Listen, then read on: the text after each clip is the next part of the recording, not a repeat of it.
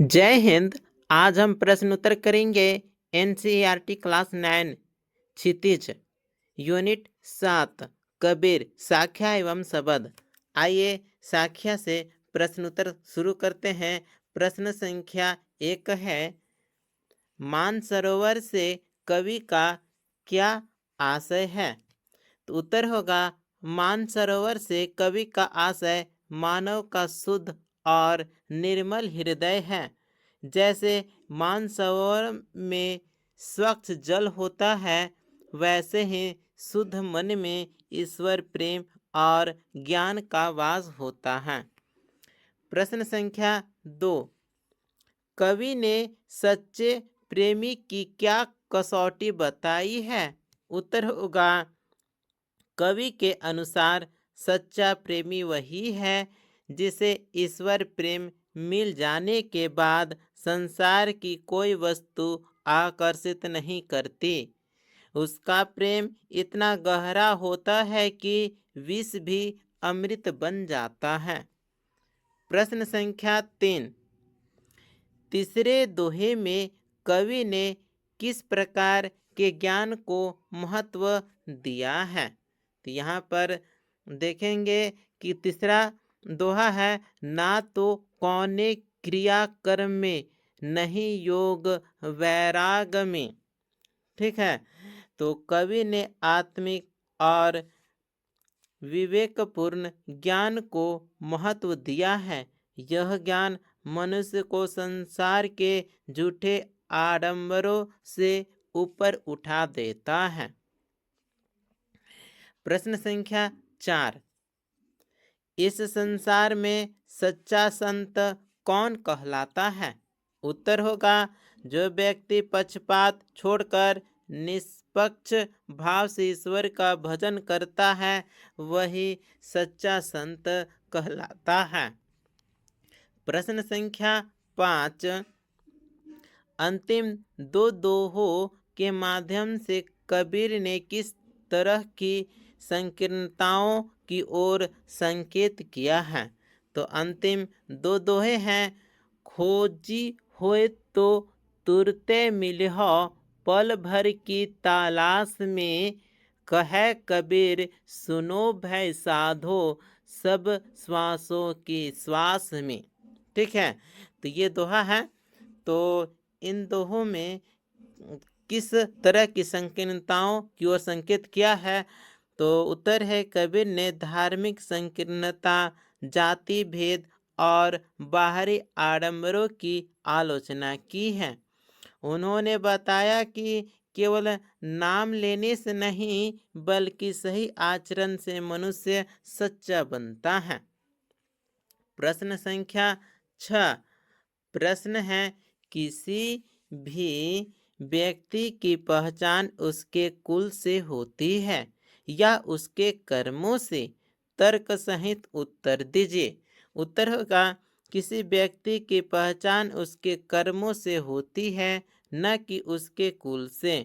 ऊंचे कुल में जन्म लेकर यदि कर्म अच्छे न हो तो वह व्यक्ति आदरणीय नहीं कहलाता।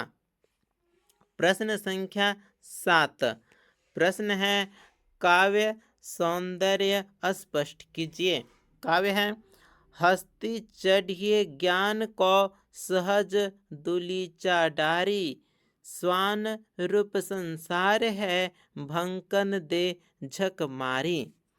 तो इसका व्याख्या इस प्रकार से होगा, इस दोहे में रूपक और प्रतीक अलंकार का प्रयोग हुआ है। हाथी ज्ञान का और कुत्ता संसार का रूप में प्रतीक के रूप में प्रयोग हुआ है। भाषा सरल और प्रभावशाली है। ज्ञान की श्रेष्ठता को सुंदर ढंग से प्रस्तुत किया गया है। अब हम शब्द पद का हम प्रश्न उत्तर करेंगे। प्रश्न संख्या 8, प्रश्न है, मनुष्य ईश्वर को कहाँ कहाँ ढूंढता फिरता है? उत्तर है, मनुष्य ईश्वर को मंदिर, मस्जिद, काबा, कैलाश, कर्मकांड, योग और वैराग्य में ढूंढता फिरता है। प्रश्न संख्या 9 प्रश्न है, कबीर ने ईश्वर प्राप्ति के लिए किन प्रचलित विश्वासों का खंडन किया है? उत्तर होगा, कबीर ने मूर्ति पूजा, धार्मिक आडंबर, कर्मकांड और बाहरी साधनाओं का खंडन किया है। प्रश्न संख्या 10 प्रश्न है, कबीर ने ईश्वर को सब श्वासों की श्वास में क्यों कहा है? उत्तर होगा, कबीर का मानना है कि ईश्वर मनुष्य के भीतर उसकी प्रत्येक श्वास में विद्यमान है, इसलिए उसे बाहर ढूंढने की आवश्यकता नहीं।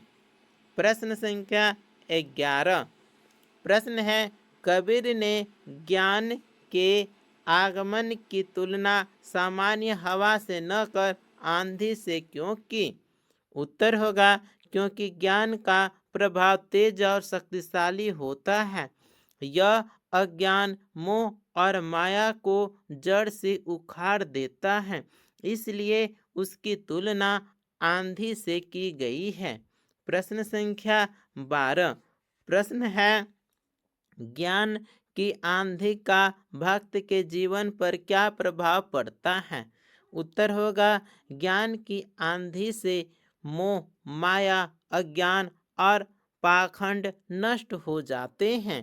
भक्त का जीवन निर्मल और ईश्वर प्रेम से भर जाता है। प्रश्न संख्या 13 भाव स्पष्ट कीजिए। क हिति चित की द्वै युनि गिरानी। इसके बाद है मुंह बलिंडा टूटा। ठीक है, तो इसका भाव स्पष्ट करना है। तो उत्तर होगा, ज्ञान के आने से मन की दोहरी सोच समाप्त हो जाती है और मोह रूपी खंभा टूट जाता है। 13 का ख है, आंधी पीछे जो जल बूठा, प्रेम हरिजन भीना। यहाँ उत्तर होगा, ज्ञान की आंधी के बाद जो प्रेम रूपी जल बचता है उसमें ईश्वर भक्त पूरी तरह भीग जाता है। इसके बाद रचना और अभिव्यक्ति से प्रश्न उत्तर है।